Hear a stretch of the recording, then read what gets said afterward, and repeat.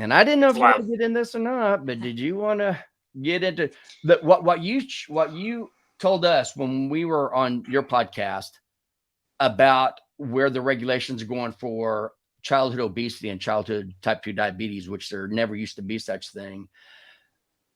Do you want to talk about what you told us? Because Absolutely. it made me so mad. I couldn't believe that they're doing this. And this can actually absolutely ruin children. So I wanted to get you fired up. I wanted to yeah, kind of you poke the did. bear a You little did bit. Good, good. That's it. great.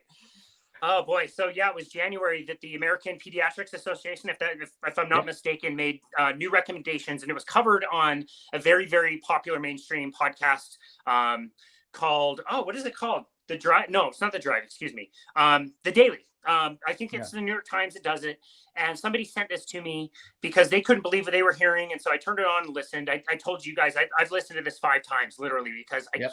I keep thinking like, no, I didn't hear that. I must have misheard it, or maybe it was out of context. Let me go check this out again.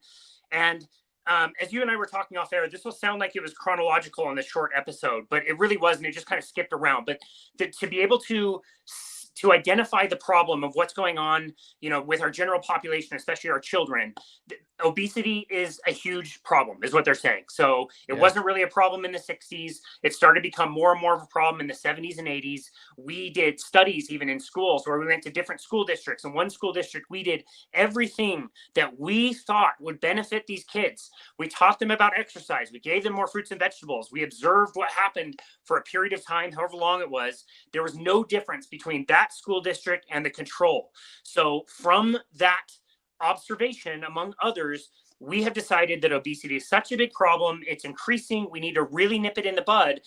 Therefore, and this is where it all turns. Yeah. Therefore, at age 2, we're recommending, I think it's like 26 hours of some type of counseling. They said it would be not really covered by insurance. It was for the 2-year-old, which I don't even know. What kind of therapy do you do for a 2-year-old? I don't know. Shock therapy on the kid, like every time Yeah, he sees really. a donut or a Twinkie or something. I don't know. So that could start at age 2. By age 12, the doctors are recommended to prescribe Ozempic or other, this new class of weight loss drugs, kind of Right. converted from like a diabetes drug over to a weight loss drug that kills your appetite. And by 13, they're recommending bariatric surgery. And even in the episode, like the host is kind of like acknowledging, like, wow, that's kind of like a big deal, like bariatric surgery. And the guest is like, yeah, it's a really big deal. We need to really consider this because the child's stomach's never going to go back to what it was before. This is, a one and done kind of a thing, and we're going to alter this for the rest of your life. But this is how important we think this problem is. Well, I can't. What? How do you identify the problem perfectly and not think that maybe something else is going on? Like, do you think maybe something changed in the 50s and 60s and 70s that developed this problem that's not just like fruits and vegetables and exercise? Like, it's so insane what they're recommending to kids. And it just seems like every few months they double down on some stupid recommendation, or there's another new study that says low carb diets associated with this. You read how it's done. The studies are terrible. You read what they're measuring. It's not even relevant. It's a food study that they did 13 years ago where they asked somebody what they ate once for a year average or whatever. And then we go back and say, okay, well, this guy had some red meat. We don't know with what, but we're going to say, oh, since there were 2 more heart attacks in this group than there were in the control, then this group that had red meat is dying and will die of heart attack. It's so insane. It is. It's insane. And it's so sad because they're trying to say that they think maybe there's a genetic component to this, even though we never ever saw type 2 diabetes in children before the 70s. I mean, it just even when I started practicing in 92, we didn't see it very much at all. And now all of a sudden we're seeing it. It's like if all these things happened since around the 70s, and that's when our new dietary guidelines came in, and that's when our obesity rates, our type 2 diabetes rates, all that metabolic syndrome, they have skyrocketed since then. Why are they so against putting the two together and say, oh, maybe this is because of what they eat, what our children eat and everything. And so I actually talked to our endocrinologist or her dietitian, and she actually told me that, yes, they know that this is because of the food that they eat, but people don't want to change the way they eat So instead, they have to do this. Well, now they're doing this like the Ozempic, which, yes, it does keep food in your stomach for a little bit longer. That's why your body actually produces this normal hormone. But it also increases your insulin levels, which is the whole problem with this anyway, is keeping our insulin levels high. And that's why when they give them the Ozempic, they say, here, you're going to be on this for the rest of your life. It's like, of course you're going to be on the rest of life, because it continues to make your insulin be higher than it should be for longer periods of time. So we are actually making your type 2 diabetes worse with this medication.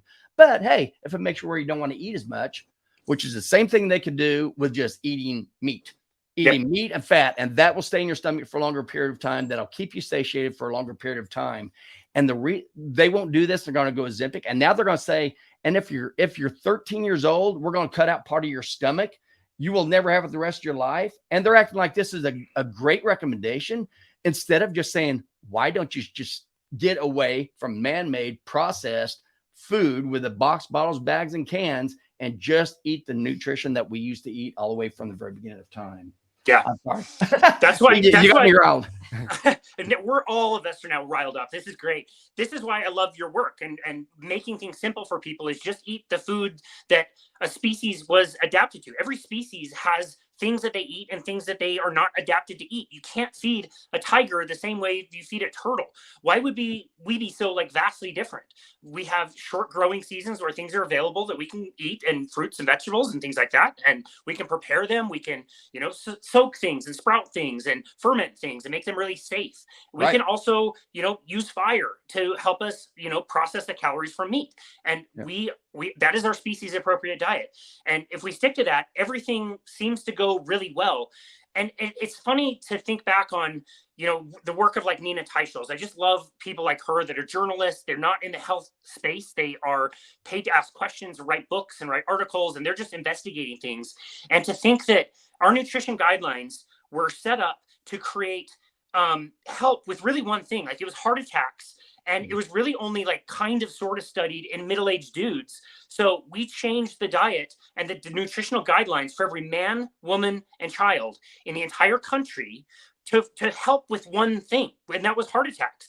Right. What's the number one killer in America right now? It's heart attacks. It didn't even fix the one thing that it was trying to fix in a very small subset of the population.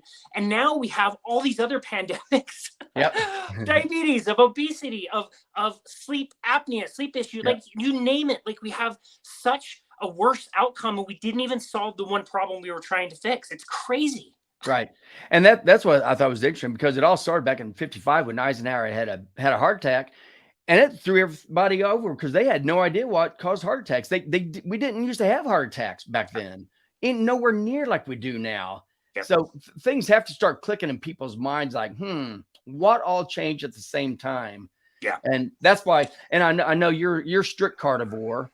We aren't. We do love meat, and a lot of our meals are just strictly meat. But we say, if you want to eat fruits and vegetables, if your body tolerates them, then do. If they don't, then that's definitely, there are reasons why a lot of people don't tolerate vegetables. But if you don't tolerate them, don't eat them. Yeah. But still, any of that, even the worst meat you can get from a grocery store, and the vegetables are going to be way better than anything you're getting down those middle aisles, and then box, bottles, bags, cans, packaged meats, all that crud that is killing. It's killing all, and it's killing the whole world, because we're sending these off to all these other countries too. Yep. It's crazy. Yeah. I couldn't agree more with what you said. Our food system, when it comes to animal products, is very high quality, and I align myself with the idea that buying your meat, if all you can afford is buying something at your local Walmart, it might not be local to you, but it's local to all of us. It is local, USA produced. It is a very high standard. If people have the have the means to do different things, like I know you guys buy half a cow. I was able to do that last year, which is great. It's still in my freezer. Like, if you can do that, awesome. But yeah, you don't need to break the bank. You can do this on a few dollars a day. It does not need to be cost prohibitive whatsoever.